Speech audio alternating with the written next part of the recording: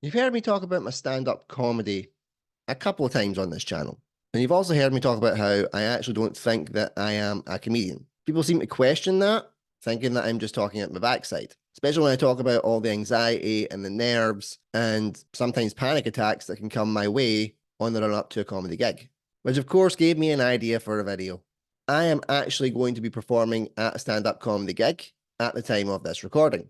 So I'm going to film myself on the lead up to the gig and then after the gig itself. This way you can actually see what I am like on the build up to a gig and maybe understand why I really, really doubt myself when it comes to stand-up comedy.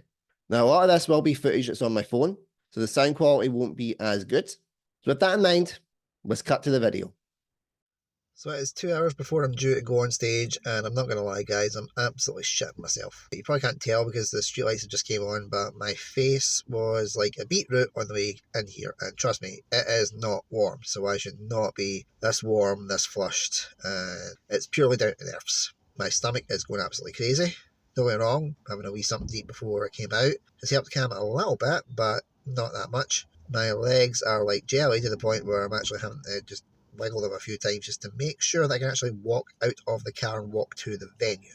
We'll see how the gig goes, and I will report back once it's done and let you know how I feel afterwards. Okay, it's 10:30 at night, just out of the gig. I'm absolutely fucked. Didn't go well. You'll tell me it did go well, but yeah, the light just went out of my car, so that pretty much sums up everything. Like, go in bright and then I come out fucking dark. I started taking a panic attack before I went on stage. I was trying to fight it off, having to close my eyes to kind of process what's going on. I can't even look at the camera. You can just tell that's when you know I'm fucked, I'm shredded. A lot of the guys were really supportive, saying, done good, and all that. But when you come out it and you don't feel like you've done good, there is no way that anybody's going to make you feel any better. I just don't think I'm funny. I don't think that I am a comedian. I don't think I honestly ever will be. It's why I'm going to try and do the kind of comedy course to see, is there something that's just not clicking with me? And I can make people laugh in the right circumstances, right? I know I can. I've done it.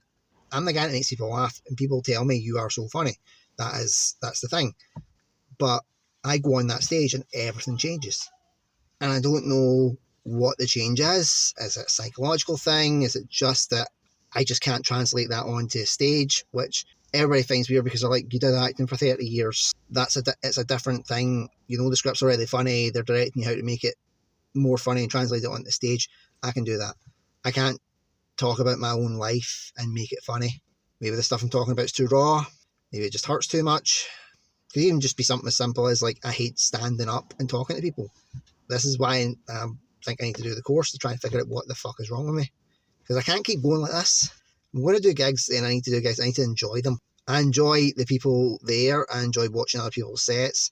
And it gets me out trying to socialise with people again, which I've really struggled to do. I'm feeling myself going right back into my shell. Maybe tomorrow, when I do the recap, I'll maybe feel better. Maybe look at it a bit more clearly. But everything was off. Like,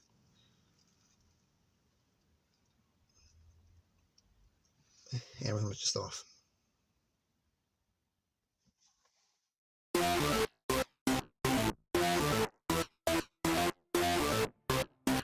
Well, it's the day after the gig.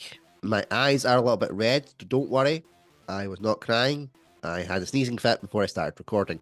Why am I telling you that? Because I sneezed 3 times. And where I come from, there's a little rhyme that counts up how many sneezes you have and what you're going to expect. 3 is a disappointment. It probably sums up how I feel about last night's gig. I am a bit disappointed in myself.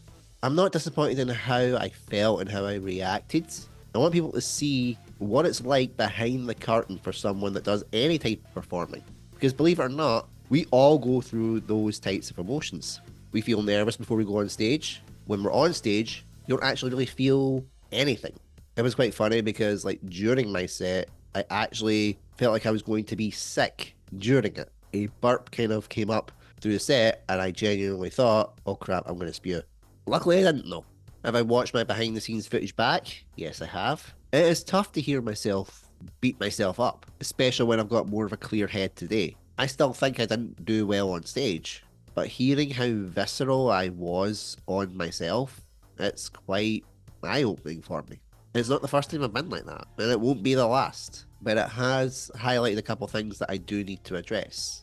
That I definitely need to do the stand-up comedy course that I am going to do to hopefully give me a better foundation so I don't feel like that anymore. Feeling like you've not done a good performance and feeling a bit off afterwards, that's fine. But having that amount of self-loathing come out, that's not okay for me. I've also got to give credit to the people that I was on stage with that night because they were very supportive. I can see that they were trying to help, and I really, really appreciate that they were trying to help.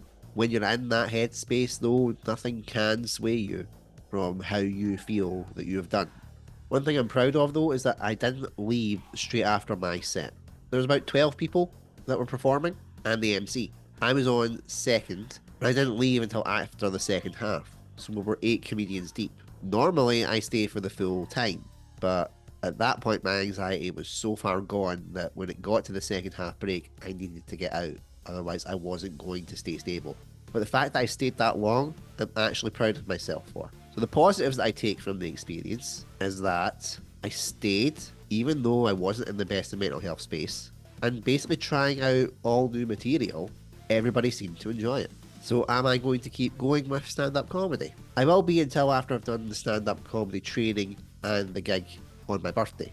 Because hopefully it'll give me tools to cope going forward. If I'm still feeling the same, then I know that it's not comedy's problem, it's my own problem, and that it would probably be best for me to leave it. But if I go and I do the training, and even just one little thing changes, it's one little thing that will have changed since that video. It's not the easiest thing to do stand-up comedy, and I know that.